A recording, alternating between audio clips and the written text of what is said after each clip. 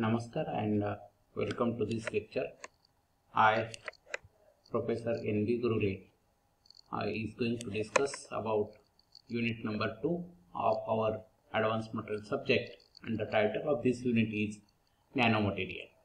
So you are quite eager to listen what exactly nanomaterials means, and in this unit we are going to discuss different contents. It will include such as introduction to nanomaterial, then unique properties of nanomaterial, classification of nanomaterials, applications of nanomaterials, and new interesting aspects about nanomaterials, devices or some products made using the nanomaterials. So let us see one by one what exactly we mean by nanomaterial. The term nanomaterial usually implies that one or more of the component or entity which makes up the material are nano-sized. These components could be grain, nanotube, nanosphere, etc., where at least one of the dimension is less than 100 nanometer. The example of nanomaterial is nanocrystalline copper, where it is a bulk material but made up of grains having size nano. Our second example is a crystal made up of silicon dioxide from nanospheres. Then nanomaterials are of much interest nowadays because at this scale the unique optical, magnetic, electrical and mechanical properties become immersed. That's why the nanomaterials are of more interest. So which unique properties these nanomaterials possess? Nanomaterials have a greater surface area to volume ratio than their conventional form of bulk size, which can lead to greater chemical reactivity and strength. Nanophase ceramics are particular of interest because they are more ductile at elevated temperature as compared to their coarse-grained ceramics. Nanostructures semiconductors are known to show various non-linear optical properties, and that's why they are used for window layers in solar cells. Nano-sized metallic powders have been used for production of gas-tight materials, dense parts, and porous coatings. Nanostructured metal oxide thin films are receiving growing attention for realization of gas sensors with enhanced sensitivity and selectivity. Nanostructured metal oxides such as MnO2 find application in rechargeable batteries for cars and consumer goods. Now, these are few nanomaterials because of which we are interested in studying these nanomaterials. How these nanomaterials are classified? On the basis of dimensions, nanomaterials can be classified as zero-dimension nanomaterial. For example, spheres or clusters, or bulk single crystal silicon is treated as a zero-dimensional nanomaterial. Say one-dimension nanomaterial. Surface films are treated as one-dimension nanomaterial. Then two-dimensional nanomaterial, strands, fibers, carbon nanotubes. These are the examples of two-dimensional nanomaterials. Three-dimensional nanomaterials such as particles, nanocrystals of gold, etc. They can exist in a single form, fused form, aggregated form, or agglomerated form within spherical, tubular or irregular shapes. Now, common types of nanomaterials includes nanotubes, dendrites, quantum dots and fullerenes. We'll see these names. Now, where these nanomaterials are used? Now, sunscreens, cosmetics, sporting goods, strain resistance and wrinkle-free clothing, tires, paints, varnishes, electronics. Nano coatings and nano composites are finding use in diverse consumer products like sport equipment, bicycle and automobile.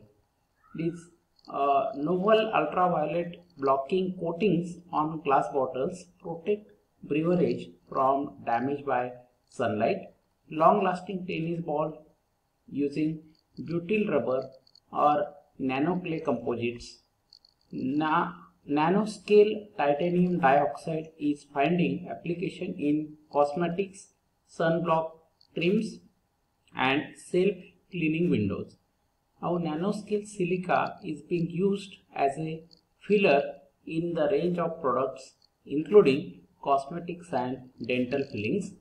Now, these are the few applications of nanomaterials. Now, these nanomaterials are also available in bulk form. They are similar to our appearing similar to our usual materials, but these materials with nanometer sized microstructure are referred by their many equivalent terms.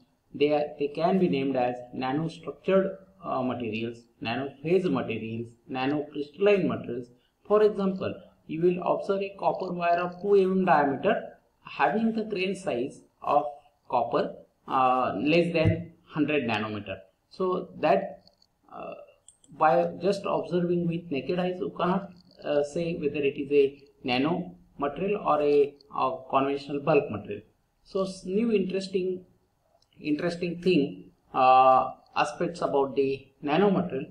Now, inverse Hall patch effect. It is well established that decreasing the grain size results in an increased hardness and strength. But when grain size reduces to nanometer size, grains is not able to support dislocation pileup. Hence, the trend of increasing hardness or strength with decrease in grain size is broken and in a nanocrystalline material. Second is giant magnetoresistance.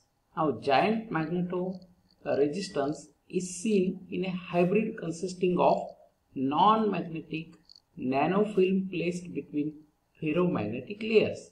Now, in the absence of external magnetic field, the magnetic layers are antiferromagnetically coupled. The resistance of this state is very high. On the application of magnetic field, the spin vector in the ferromagnetic layer tends to align in a parallel, leading to dramatic reduction in resistivity. Now, next interesting aspect, superparamagnetism. Now, ferromagnetic materials in bulk behaves like a paramagnet when particle size is made nano. Now, ferromagnetic material consists of magnetic domain within which spins are parallel. When particle size is reduced to nano size, the entire particle becomes a single domain. When an external magnetic field is applied to the spin, are able to align with the direction of applied magnetic field and making them behave as a paramagnets. Now, superhydrophobicity. Now, phenomenon of superhydrophobicity can lead to development of non-wetting clothes, self-cleaning windows, non-biofouling surfaces. As the surface roughness is increased from microscale to nanoscale, the actual contact area of the surface decreases. The next important aspect is super surface activity. When with decreasing the dimension of particle, the number of surface atoms increases dramatically. Hence, the surface becomes extremely active due to very high available surface energy. This effect finds application in adsorption of toxic gases and catalysts, etc. Now, new functional functions performed using these nanomaterials. Now, targeted drug delivery. Nanoparticles can be loaded with a specific sensor and drug molecule. The drug can be transported to the required site through the bloodstream on detection of affected tissue, cells or area by the functionalized surface group. The drug is released on the desired target. Then transparent ceramic. Now ceramics are usually opaque due to light scattering at the grain boundaries and porosities. Limiting the grains and porosities to much finer scale, that is few nanometers, can make ceramic transparent. Now our alumina oxide has been made transparent by sintering nanoparticles. Then third aspect is rapid catalysis. The surface activity of nanoparticle enhances because of two reasons.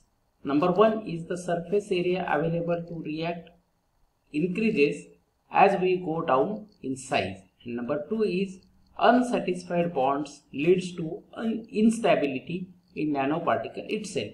Hence, the enhanced surface with high energetics associated with nanoparticle enhances their catalytic activity dramatically. Then which devices or products are made using these nanomaterials? So nanoporous membrane filters, they are now available. These membrane filters sieves out harmful bacteria and permeable only the molecules which can pass through the nanoporous membranes. Thereby they are utilized in filtering of waters. Sanitizing washing machines. The billions of silver ions are released during the wash. Owing to the antibacterial property of silver ions, fabrics are sanitized or de-infected. Then non-wetting clothing. Non-wetting clothes have been developed by coating nanoparticles on the fabrics. This layer of nanoparticle is transparent and is invisible by eyes. Say biological sensors, surface functionalized nanoparticles can trap in a single carbon monoxide molecule, which can elicit a sharp change in the surface potential. Surface functionalized nanoparticles is in the diagnostic of diabetes by detecting acetone in a breath of patient. Now these are the few examples. Then another devices are also there. These are scratch resistant lenses. Now nanometer sized alumina particles can be used as a feedstock for the thermal spraying or spark plasma sintered to form fully dense pellets of transparent ceramic. This optical component being made by ceramic provides for superior strength, hardness and thermal shock resistance as compared to the normal glass or plastic counterpart. Then spin walls. Spin walls is essentially utilized in a giant magnetoresistance effect, and applied magnetic field can be used to switch material showing this GMR effect from high resistance state to low resistance state. This makes them devices behave like spin valve or micro switches. Spin valves have been used in fabrication of spin valve transistors. Then last device, that is spintronics, that is spin transport electronics or magnetoelectronics. In spintronics, the spin of an electron is utilized along with the usual electronic charge in the fabrication of solid state devices. So today we had discussed these 6 different terms or different titles. In next lecture we will discuss how these nanomaterials are synthesized or used, manufactured for different applications. Thank you.